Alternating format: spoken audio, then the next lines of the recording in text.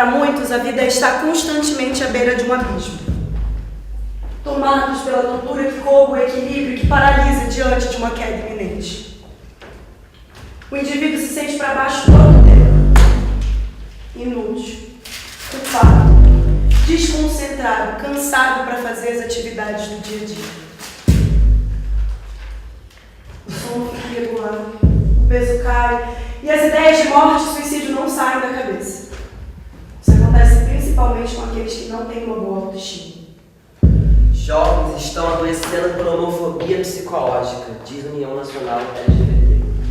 40% dos gays já pensaram ou tentaram cometer suicídio, revela a pesquisa. Esse povo que não se sente representado, que não sabe de seu passado e que muitas vezes não vê um futuro, se sente cansado, não tem forças para sair da cama, mas ainda assim ele se levanta, bota um pé na frente do outro e sai atrás de sua sobrevivência. A gente vai tratar sobre questões de como as relações violentas nos levam aos problemas mentais. Relações violentas eu quero dizer como racismo, homofobia e misoginia principalmente. A gente tem 3 atores que eles se envolvem com o público nesse momento de espera. Em alguns momentos eles começam a ter pequenos tiques, comportamentos que aparentemente a sociedade não considera normal. E aí, logo em seguida, eles começam a ter relatos sobre o que eles sentem e que a sociedade faz com eles. É um personagem, né? Mas tem um pouco também do que eu sou. Eu uso o meu nome também, pessoal, né? Que eu dou um pouco de mim pro personagem. Toda vez que aquele despertador toca, eu tenho vontade de destruir aquele telefone. Mas aí eu penso que se eu destruir, eu vou ter que fazer hora extra para poder comprar um novo. Hora extra com um trabalho que eu não suporto. E ai de mim de reclamar, hein? Porque eu já ouço logo. Tá reclamando demais. Olha ao redor, quanta gente desempregada. Quanta gente que não tem nem o que comer. Você deveria ser mais agradecido. Pelo menos você pode trabalhar. Agradecido pelo quê? Pela miséria alheia? Porque eu posso me dar o luxo de trabalhar. Que luxo é esse? É um escritor, né? Que tem um certo problema para poder produzir.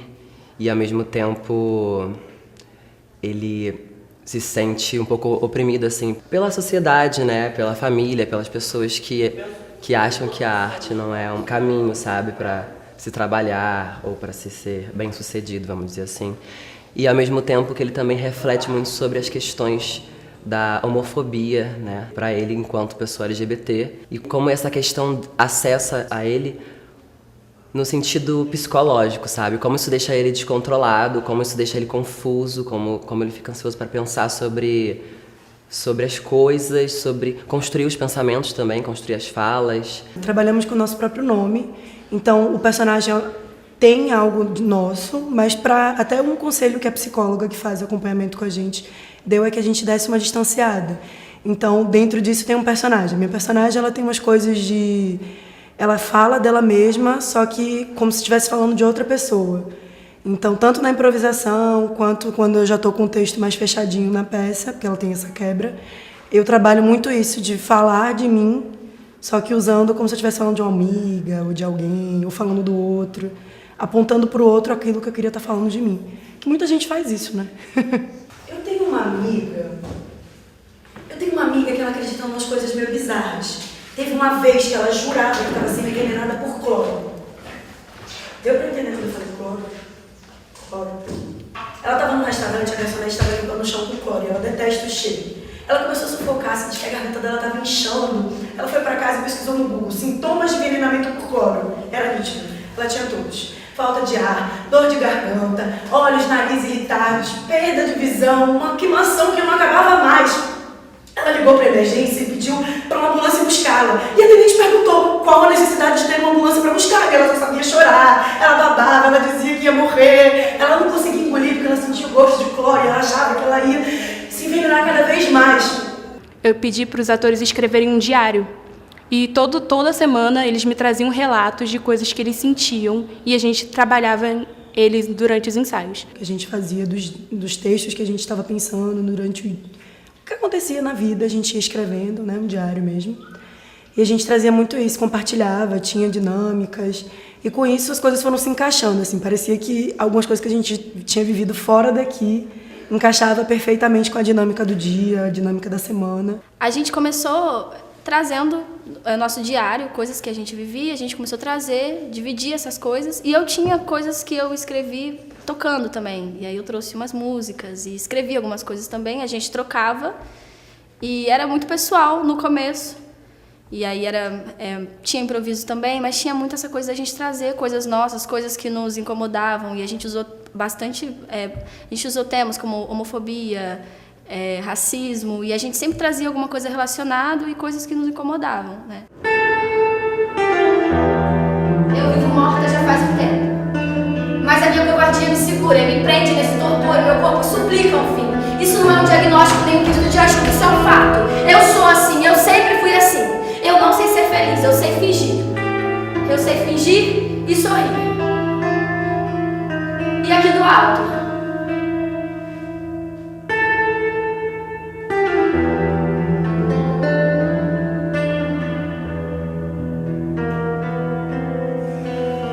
toda essa sensação aflora. Eu pulo ou eu não pulo? Eu decido a minha vida como quem tira pétalas de uma flor, assim, sem dar o menor valor. O que eu gosto muito desse trabalho é a forma como isso se deu, assim, porque são coisas de todo mundo, texto de todo mundo, histórias, a gente tem fábulas também, que são histórias que Júlia escreveu, mas como que isso está no corpo do outro. Tem texto meu que a Amanda fala, tem texto do Igor que eu uso, e tem alguma coisa no meio que não é de ninguém, mas está ali. A finalização é minha, mas é uma dramaturgia coletiva.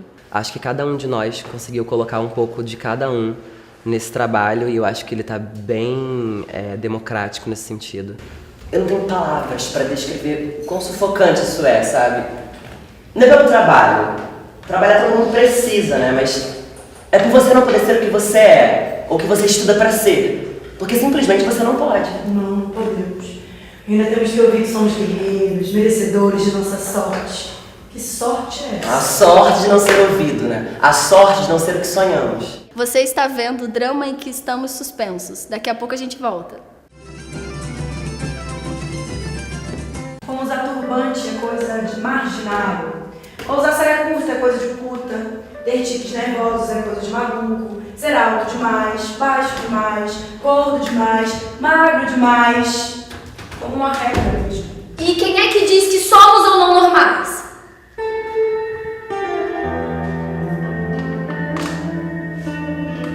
Porque até hoje eu não vi ninguém se encaixar nesses padrões. Eu tô dizendo isso porque eu vi vocês dois se perguntando se eu tava louco porque eu disse que queria me jogar. Isso é normal. Já pararam pra pensar que a gente tá aqui desesperadamente tentando ser pessoas normais?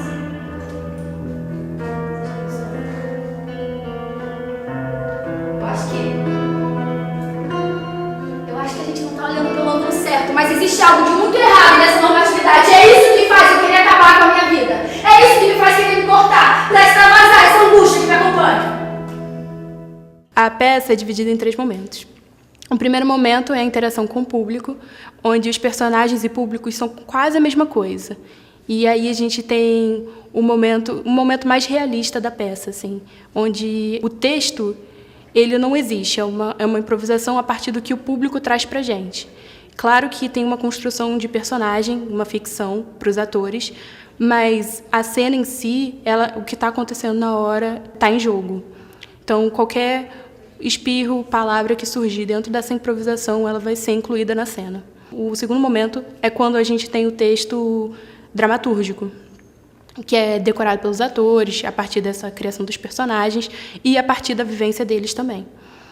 E o terceiro momento é o momento em que a gente cria uma quebra com a realidade da peça ficcional e a gente traz relatos de reportagens falando sobre pessoas reais que passam por problemas como racismo, homofobia e misoginia. eu me baseei numa área que está surgindo agora chamada musicoterapia e no conceito de paisagem sonora do Murray Schafer. Apresentando isso para os atores, eu fiz um questionário com eles para saber quais os sons e as músicas que agradavam eles, a relação que eles tinham com os sons desagradáveis e agradáveis na infância, na vida, para poder criar um ambiente que servisse a esse propósito, tanto para a plateia quanto para os atores. Comecei a compor e, baseado num primeiro momento da peça, que é esse de improviso, no local da sala de espera. Então a gente tem apenas o som de um relógio tocando o tempo todo, demonstrando essa espera.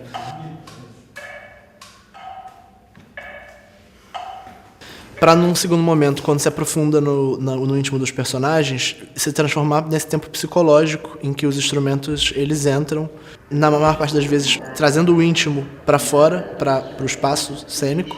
Existem momentos na peça em que eles vão para um outro lugar. Para reforçar essa ideia, eu trouxe algumas paisagens sonoras, como o vento, o mar. Eu pareço mais do que sou, acredite. Eu sou como uma criança aprendendo a andar fora do cercado. Então são esses 3 momentos, da sala de espera, do tempo psicológico, do íntimo e de uma paisagem. Eu queria jogar o tempo todo com uma improvisação. Então, ao longo do processo, eu propus muitos jogos de improvisação, de dinâmicas de grupo, que eles pudessem falar sobre si de uma maneira que eles se sentissem à vontade, principalmente. E como os atores não se conheciam e era um trabalho que se fala muito do íntimo, né, de cada um, eu também tive que fazer trabalhos de dinâmicas de proximidade. Então, foi um trabalho terapêutico também, assim, de uma certa forma. É que toda vez que eu pego essa caneta e esse caderno, meu coração acelera. É porque precisa sair algo muito bom daqui, sabe? Esse caderno é um caderno de sucesso. Pode ficar qualquer bobagem aqui. Um dia esse caderno vai virar um livro. Você entende? Essa caneta pode parecer qualquer coisa, mas ela assina, ela escreve, ela faz a junção das minhas histórias. Ela determina se eu escrevo rápido ou devagar, ou se o que eu produzo é bom ou ruim. Pode parecer loucura isso, mas as coisas não são aleatórias. Elas têm um motivo. Elas têm significado.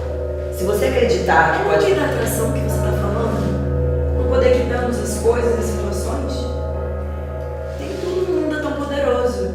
Às vezes é só você dando atenção que não deveria. Ai, eu sei, mas realmente me dá uma angústia muito grande começar a escrever, sabe? É sério, as minhas mãos tremem. Mas isso é você dando poder ao seu caderno e à sua caneta. É como acreditar que, sei lá, choveu hoje, amanhã você vai morrer num acidente de carros. Acho bem natural você ter medo de algumas coisas. Você acha natural que se chover hoje, amanhã você pode morrer num acidente de carro? Não. Então, por que você não pode escrever besteiras com essa caneta? O que pode acontecer de errado se, sei lá, alguém pegou sua caneta emprestada? Nunca me escreveu no seu caderno precioso. Ao longo do processo com os atores, a gente começou a falar sobre questões sociais. Foi muito batido no primeiro laboratório sobre machismo. Então, quando eu cheguei no segundo laboratório, falamos muito sobre questões sociais, sobre desigualdade social, que são muito presentes na nossa sociedade. E quando a gente começou a montar a peça, a gente começou a também trazer um pouco do racismo para o trabalho. Assim, coisas que nos afetam mentalmente e a gente não percebe, né? Que afetam o nosso comportamento. E foi assim que a gente começou a afunilar as histórias para trazer para a dramaturgia. Não tem nada a ver com isso, é só um estudo, uma pesquisa. Quando você diz isso, você está compactuando. Não, eu não compactuo com nada, são só estatísticas. Eu não tenho nada a ver com isso. Quando você diz essas estatísticas sem nenhum posicionamento, você está reproduzindo o discurso. Reforça a ideia de que se uma mulher está fora dos padrões sociais, ela é considerada histérica. O fato de você reproduzir um discurso sem um posicionamento faz com que você, no mínimo, pareça concordar. Você está assistindo Teatro no Campus, o drama em que estamos suspensos. Nós voltamos já.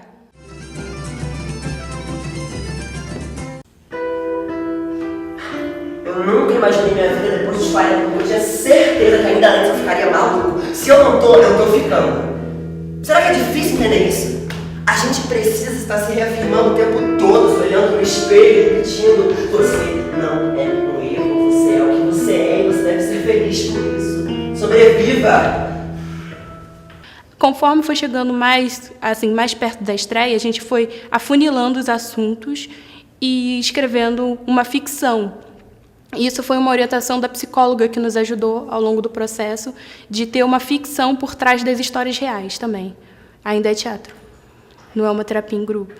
A parte mais importante para mim nesse processo foi a questão da psicóloga, né? Que foi quando a gente inseriu a psicóloga nesse processo, que foi apontando pra gente os lugares que a gente podia estar passando, aonde a gente devia estar atuando, como a gente devia estar fazendo, para que não virasse um gatilho ou a gente meio que, como é que eu vou dizer, estereotipasse uma situação, né, de forma a deixar isso no sentido pejorativo. E aí, com o acompanhamento da psicóloga também, Gleice, que foi ela que foi assim, o divisor mesmo de águas pra gente se afastar mesmo, porque tinha muita coisa pessoal, né? Como é que você fala de transtorno psicológico e você não faz uma roda de conversa e você também não está muito dentro, você não se machuca, porque quando você traz muita coisa sua e você fala muita coisa sua, você está sujeito a isso, né? O que eu acho mais interessante e que eu sinto assim é que a gente puxa o olhar para o outro, para quem está do seu lado, porque eu acho que a gente está vivendo uma época onde a gente está muito envolvido no nosso próprio umbigo, a gente só pensa na gente. E esquece de olhar para o outro, de ter empatia com o outro, de pensar que todo mundo tem problema. Ser mulher negra no geral é como ser uma super-heroína. É enfrentar muitas coisas. É quando você trabalha até tarde na rua, como já fiz tantas vezes na minha vida. E as barbaridades que já ouvi e vi. Nossa. Só sendo super-heroína mesmo. Tirar esse lugar de, você é problemático, você é doente mental, você é isso, você não aponta pro outro desse jeito, você aponta pro outro assim, eu te entendo porque eu também passo por isso. O drama que estamos suspensos é essa normatividade, né? Como a gente consegue absorver tanta coisa da sociedade de forma que isso canaliza de uma forma negativa na gente, sabe?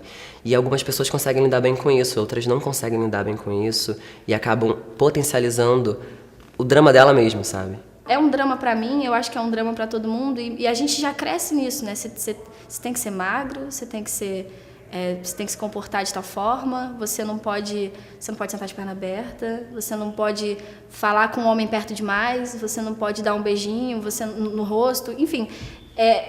O drama é você ter que estar dentro de uma coisa, sabe? De um padrão.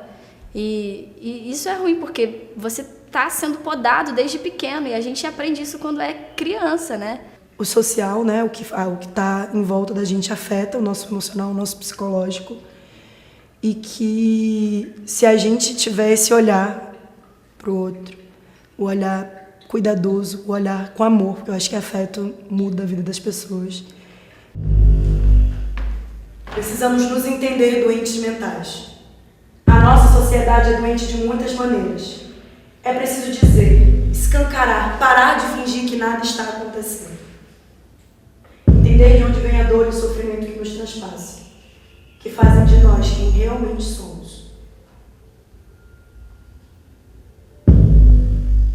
Quando você se olha no espelho, o que você vê? Você sabe a diferença entre olhar e enxergar? Sabe? Na rua, você enxerga as pessoas que estão à sua volta? Olha para a pessoa que está do seu lado. Olha para a pessoa que está do seu lado.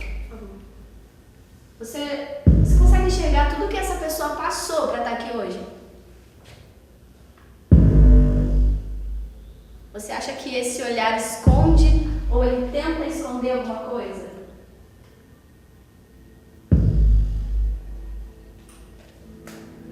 Quantas angústias se escondem nesse olhar?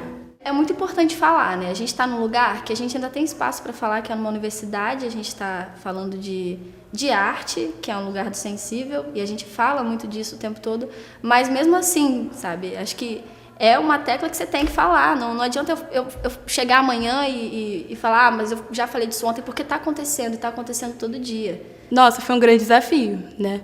A Unirio é um grande desafio, mas é um desafio que abriu minha mente para muitas coisas, até para um autoconhecimento, assim.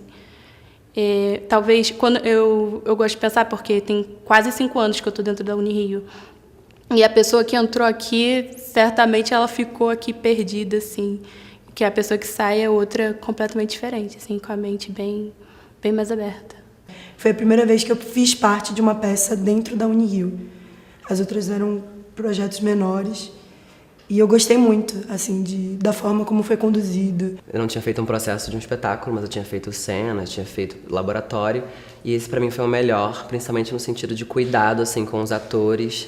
Principalmente por se tratar de uma coisa muito pessoal, sabe? De uma coisa que envolve nosso psicológico, nosso social. Acho que agora a sensação que eu tenho é que eu criei, tipo, uma microfamília, assim. E eu gosto muito disso, de sentir que nos espaços que eu vou eu crio um núcleo de afeto, de amor, e eu achei muito bonito.